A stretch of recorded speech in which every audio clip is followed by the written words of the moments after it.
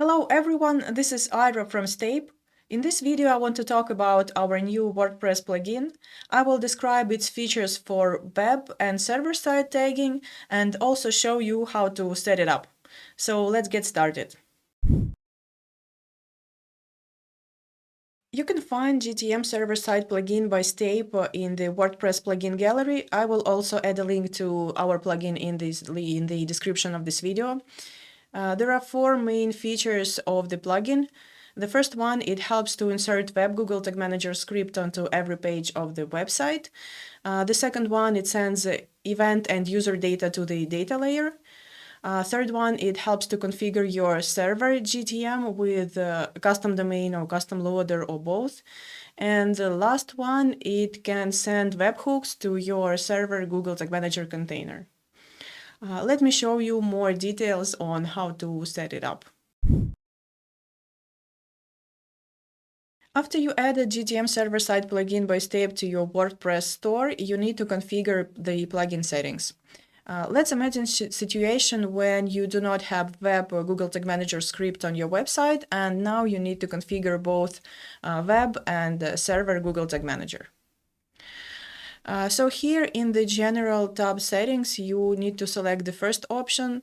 It means that you want this plugin to insert a GTM script onto every page of your website. Then you need to add your Web Google Tag Manager ID. To find your Web Google Tag Manager ID, open your Web GTM container and copy ID you see here. The second step is to add your GTM server container URL. If you are a Stape user, you can find the GTM server container URL in your Stape account. Just log into your Stape account and click here, select the container that you need, and scroll to the bottom where you will see tag and server URLs. So there are two ways. You can either use a default tag and server URL that Stape provides you, and the second option, you can configure your custom domain for the tag and server URL.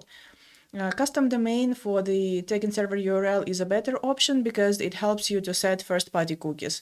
And first-party cookies, they are long-lived. So basically, third-party cookies can be limited to 7 or 1 days. But first-party cookies, they can live way longer. So open your Stape account and copy the tag and server URL.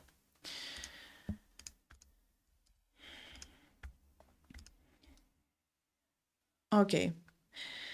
The second step is to add your Stape container identifier, and this feature is needed for those who want to use a custom loader. Custom loader is a Stape power-up.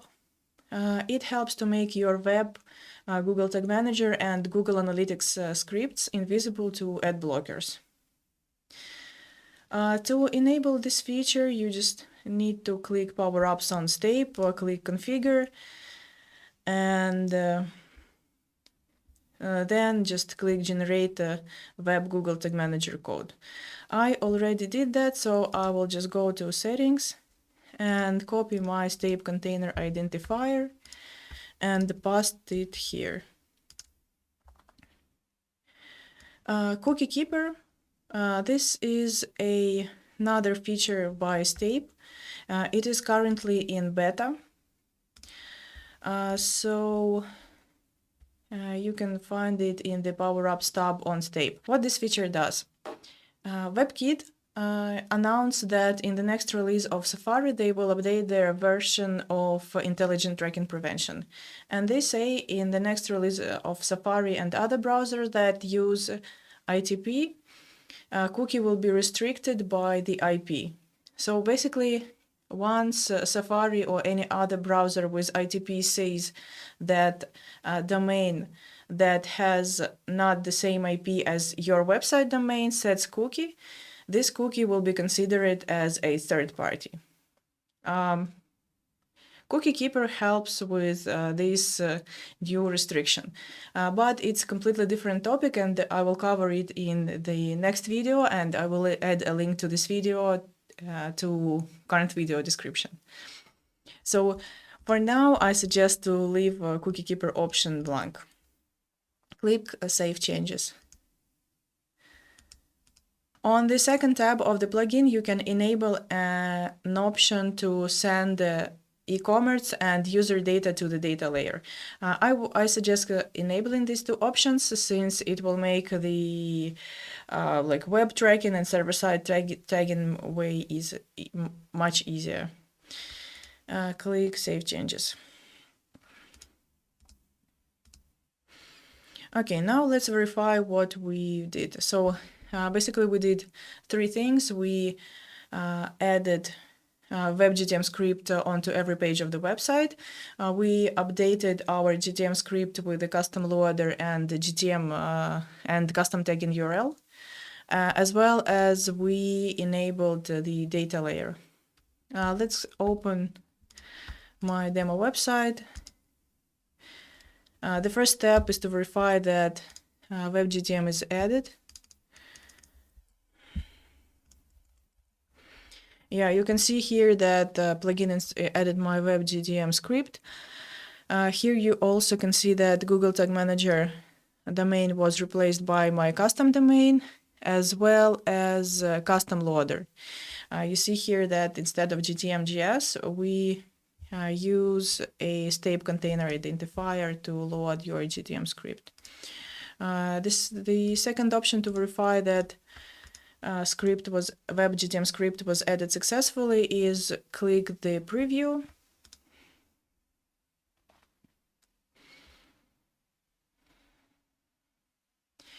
You can see that WebGTM preview is connected.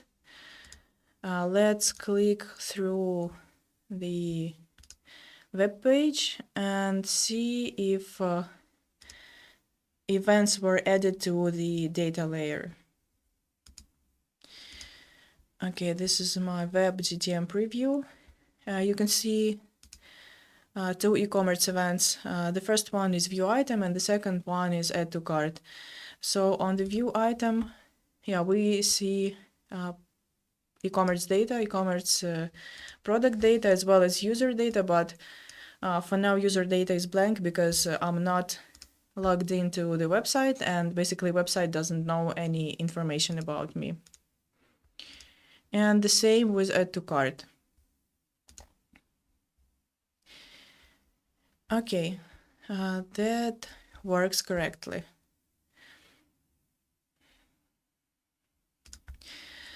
Here we covered the first two tabs of the plugin. Let's talk about the third feature of GTM server-side plugin by Step. This feature helps you to send webhooks from the WordPress to your server Google Tag Manager container. Obviously, to make this feature work, you already should have a server Google Tag Manager container set up. I won't cover it in this video. We already have an article and a video on how to set up server GTM container using Step. I will add a link to this blog post in the video description. So the first step would be to enable sending webhooks. Then you need to add a server container URL. You can find it in two ways, either by going to your Step account and copying tagging server URL, or by opening your server Google Tag Manager container settings and copy server container URL here. But besides the server container URL, you need to specify a path for the webhooks. I will add a path called webhook. Then select what type of webhook you want to send.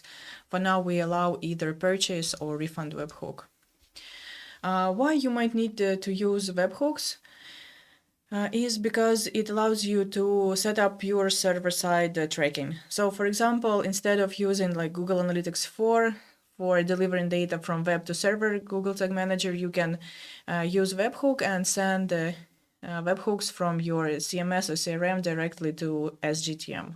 To see webhooks in the server Google Tag Manager container preview, you need to use a step power-up. This power-up called is the HTTP header config. It helps you basically to debug webhooks inside the SGTM preview, since by default you can't see webhooks inside the debugger. To enable this power-up, you need to open the preview of SGTM. Then click here 3 dots, send request manually, copy this config, go back to your step container and click use under the HTTP header config and pass the ID that you've copied here. So I already did that. Let me go to my website and see if this feature of sending webhooks worked. So my goal is to test a purchase webhook.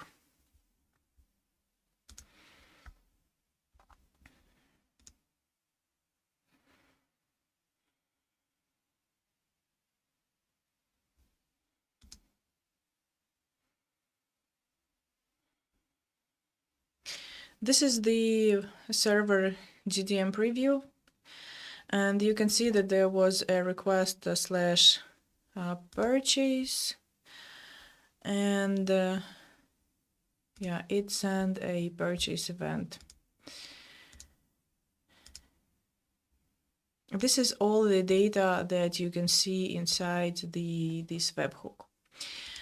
The second thing that so the request slash webhook with all the purchase data was successfully sent to your SGTM container, and we were able to debug it using HTTP preview header power-up by step.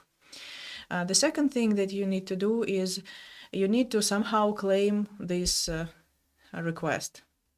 You can do it with the help of the step's data client.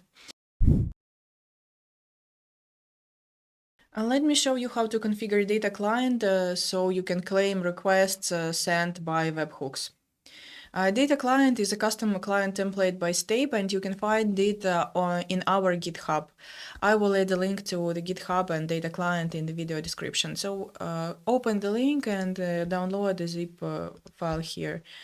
Then open your server Google Tag Manager, click here templates, and click new.